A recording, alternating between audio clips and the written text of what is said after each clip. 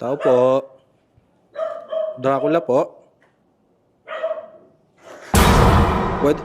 Pwede pong pumasok? Sige. Ha? Sige daw. Asawa niyo po ba yun?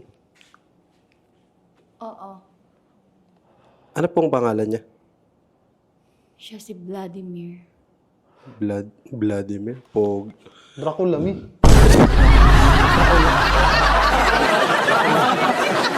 So, paano po kayo nabubuhay dito? Kumakain kami ng tao, tsaka umiinom kami ng dug. Oh. Ano bang ginagawa mo dito? Mag-i-interview lang sana, boss. Ano kasi namin to sa research namin sa school ba? Anong oras na? Ng visto. Hindi ka ba hinahanap ng magulang mo?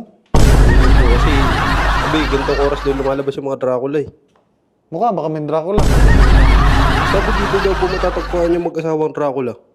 Hindi totoo yun. Ano po ba kayo? Ordinary family. Bakit ang puputi niyo po? Ha? Ang puputi niyo parehas. Nagpapagluta kasi kami. Galing lang akong Everest. Galing ka, Everest. Galing ako Kayo dun, po ba? Galing ako sa sayawan. Utak, kayo? Sino sabi mo galing ka sa yawan? Ay, patay. Ano yung away mag-asawa? Hindi. Ba't nakapayong po kayo sa loob? Mainit po ba? May inaabangan kasi ako. Ha? Alam mo nang inaabangan ko? Ano? Ulan. Kasi yung bubong namin, ano ba? Tumutulo dito ba? Tumutulo yung bubong. Okay. Kinakabahan naman po kasi ako Medyo ano kayo Ano pong pinagkakaabala niyo po sa buhay mag-asawa? Kumain.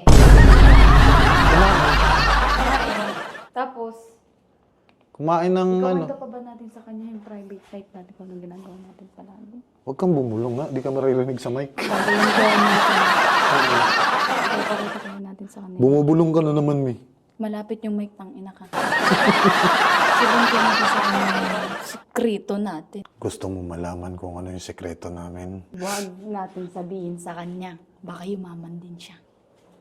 Bakit? Tayo lang dapat ang mayaman dito sa mundo. Open-minded ka ba sa business?